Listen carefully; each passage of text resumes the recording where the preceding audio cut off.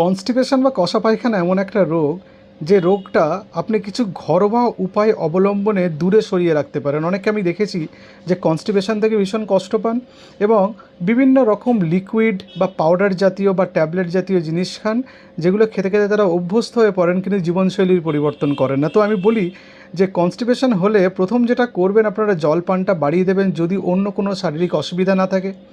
Fibre সমৃদ্ধ খাবার খাওয়া বাড়িয়ে দেবেন। ভাত খেয়ে কোনো লাভ নেই, কেন ভাতে ফাইবার নেই। তাতে সবজির পরিমাণ বাড়িয়ে দিন, কারণ পেটে তো জায়গা সীমিত। আপনি যদি ভাত খেয়েই পেটটা ভরিয়ে দিলেন, আর সবজি আর ফলটা ঢুকবে কোথায়? মানে ভাত কম খান, চাইলে রুটি খেতে পারেন, রুটিতে ফাইবার বেশি থাকে, শাকসবজি ফলমূল খান। আর যেটা করতে হয় হচ্ছে এক্সারসাইজ, যেটা প্রত্যেক দিন অভ্যেসের পর্যায়ে নিয়ে যান হাঁটা এবং এক্সারসাইজকে।